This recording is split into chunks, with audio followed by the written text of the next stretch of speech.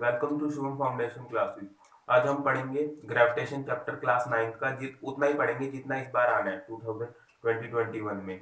बाकी का इसका सेकंड पार्ट कट रखा है इस चैप्टर का, 10 चैप्टर का आपका। तो स्टार्ट करते हैं। पहले इसमें पढ़ेंगे यूनिवर्सल लॉ ऑफ ग्रेविटेशन। ये क्या रहता है, बॉडी का मास क्या है। बॉडी ये है, दो बॉडीज है, उसके बीच में कुछ फोर्स एक्ट कर रहा है। उस फोर्स को क्या बोलते हैं, ग्रेविटेशन फोर्स बोलते हैं। क्या बोलते हैं, ग्रेविटेशन फोर्स। बॉडी है, इसका मास क्या है, M1। बॉडी भी है, इसका मास क्या है, M2। और इनके बीच में डिस्टेंस क्या है, D। तो इस फोर्स की वैल्यू क्या होगी, G क्या है, ग्रेविटेशन कांस्टेंट है। इसकी वैल्यू क्या होती है, 6.67 10⁻⁻11 न्यूटन मीटर स्क्वायर kg-2। ठीक है, ये इसकी वैल्यू होती है। आपको याद करनी है, न्यूमेरिकल दे भी देते हैं। ठीक है, ज्यादा नीड भी नहीं याद करने की इसकी। तो इसका फॉर्मूला क्या होगा, G m1 × m2/d²। ठीक है, और ये ग्रेविटेशन लॉ ये बोलता है कि जो फोर्स है वो किसके है, डायरेक्टली प्रोपोर्शनल है प्रोडक्ट ऑफ देयर मासेस। अगर दोनों बॉडीज का मास इंक्रीज होगा तो ग्रेविटेशन फोर्स भी क्या होगा, इंक्रीज होगा। और इनवर्सली प्रोपोर्शनल टू डिस्टेंस। अगर ये चीज इंक्रीज होगा, अगर इनका डिस्टेंस बढ़ा देंगे तो ग्रेविटेशन फोर्स क्या होगा, डिक्रीज होगा। और डिस्टेंस कम कर देंगे, ग्रेविटेशन फोर्स क्या होगा, इंक्रीज होगा। ये चीज समझ में आती है। जैसे ये किस में हेल्प करता है, ये अर्थ है हमारी। अर्थ के राउंड आपको पता है नेचुरल सैटेलाइट कौन सी है, मून है हमारी। तो मून अर्थ के राउंड रोटेट करता रहता है। तो ये वाला अर्थ इस पे कोई फोर्स लगा रही है और इस पे, तो ये क्या, ग्रेविटेशन फोर्स दोनों पे इक्वल लग रहा है। तो ये मून क्या करता रहता है, रोटेट करता रहता है। नोट डाउन करो ये फटाफट।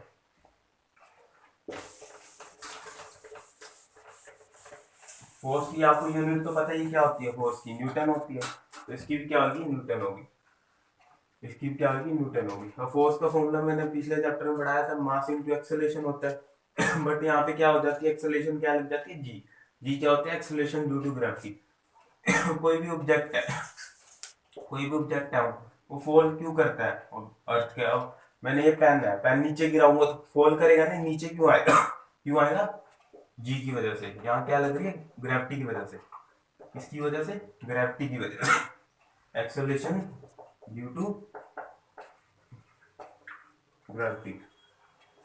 जो भी हम सारी चीजें डाउनफॉल क्यों करती है, एक्सेलरेशन ड्यू टू ग्रेविटी करती है, एक्सेलरेशन ड्यू टू ग्रेविटी करती है। और कितनी एक्सेलरेशन लगती है, 9.8 मीटर पर सेकेंड स्क्वायर। जहाँ जी की वैल्यू अप्रोक्स आप 10 भी ले सकते हो। क्या ले सकते हो, 10।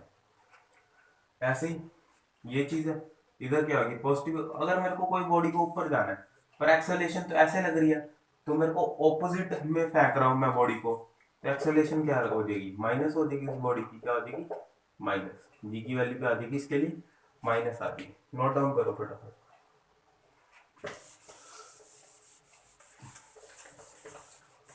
और मेरे को एक चीज पता है, एक क्वेश्चन है। एक एक पर्सन है, उसने एक ऑब्जेक्ट फेंका 20 केजी का और एक 20 ग्राम का।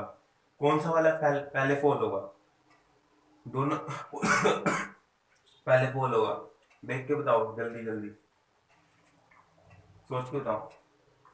एक ऑब्जेक्ट, एक पर्सन है, उसने क्या फेंका, एक ऑब्जेक्ट फेंका यहाँ से 20 ग्राम का, और दूसरा ऑब्जेक्ट फेंका इसने 20 केजी का। कौन सा पहले फॉल होगा, दोनों सेम ही फॉल होंगे एक, क्योंकि दोनों पे एक्सेलरेशन ड्यू टू ग्रेविटी, तो दोनों पे ही सेम है ना जी की वैल्यू।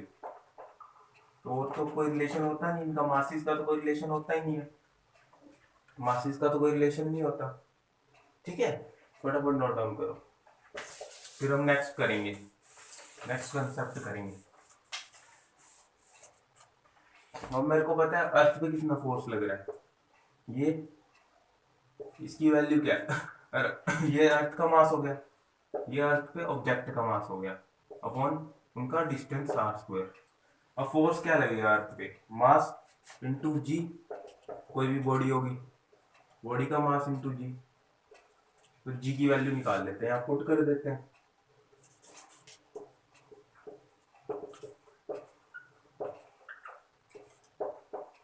कट जाएगा, दोनों साइड सेम है। तो जी की वैल्यू क्या आ गई हमारी। अब अर्थ, जी की वैल्यू भी सेम रहती है, ये पुट कर देना। अर्थ का मास भी हमें पता ही है, और अर्थ का रेडियस भी पता ही है। ऑब्जेक्ट कितनी दूर है अर्थ से, यहाँ से ये डिस्टेंस कितना है, ये चीज सारी पुट करोगे तो जी की वैल्यू हमारी अप्रोक्स कितनी आती है 9.8। ये हमने याद करनी है, ठीक है। न्यूमेरिकल में बहुत काम आएगी ये चीज। फटाफट नोट डाउन करो, फटाफट नोट डाउन करो। नेक्स्ट देखो, हमने मोशन चैप्टर में 3 इक्वेशन पढ़ रखी है। ये क्या होता है, वी क्या होता है फाइनल वेलोसिटी, यू क्या होता है इनिशियल वेलोसिटी, जी क्या है acceleration due to gravitation, t क्या टाइम। पहली इक्वेशन क्या बन जाएगी, बस एक्सेलरेशन की जगह क्या आ जाएगा, स्मॉल जी आ जाएगा, वहाँ पे रिप्लेस हो जाएगा। ऐसे ही क्या होता है distance initial velocity time plus half g t square आ जाएगा, v square minus u square equal to 2 GS। Where क्या वी क्या है फाइनल वेलोसिटी, ये क्या है इनिशियल वेलोसिटी, जी क्या है एक्सेलरेशन ड्यू टू ग्रेविटेशन और डिस्टेंस। ये 3 इक्वेशन बहुत काम आएंगी न्यूमेरिकल सॉल्व करते हैं, ठीक है। फटाफट नोट डाउन करो ये तीनों इक्वेशन। और आप चाहते हो कि मैं इसकी न्यूमेरिकल सीरीज भी बनाऊं तो नीचे कमेंट डाउन करना। अब ये क्वेश्चन काफी कॉमन है और पेपर में पूछा जा सकता है।